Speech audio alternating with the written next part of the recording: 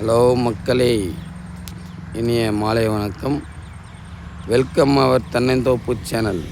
நம்ம அனுதினமும் இந்த நேச்சுரல்ஸ் பற்றி எல்லாமே பார்த்துன்னு இருக்கோம். இப்போ பார்த்திங்கன்னா அதை பாருங்கள், இது ஒரு அருமையான ஒரு இயற்கை சூழல் நிகழ்ந்த ஒரு இடத்துல தான் பேசிகிட்ருக்கோம்.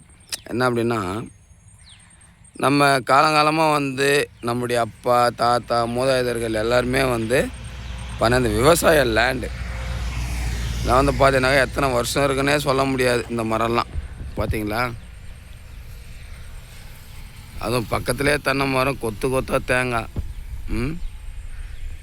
ஆக இந்த மாதிரி ஒரு விஷயங்கள் எல்லாமே பார்த்திங்கன்னா நம்முடைய அந்த தமிழ்நாட்டில் மட்டும்தாங்க நடக்கும்.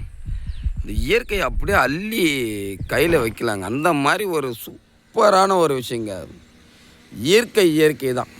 மனுஷன் கூட எவ்வளோ பேர் பணம் இருந்தால் ஒரு மாதிரி, பணம் இல்லைன்னா ஒரு மாதிரிலாம் மாறிப்பான். ஆனால் இயற்கை எந்த சூழ்நிலையுமே தன்னிலமற்ற ஒரு விஷயத்துக்காக பாடுபடும் போது அந்த இயற்கை இருக்குது பாருங்கள், சூப்பருங்க. என்றைக்குமே சொல்கிறேன், அருமையான ஒரு விஷயங்க.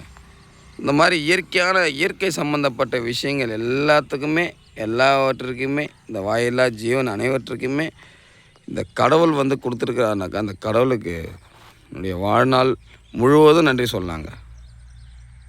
ஸோ இந்த மாதிரி இயற்கை சம்மந்தப்பட்ட வீடியோ அனைத்துமே வரும் காலையில் வரும்.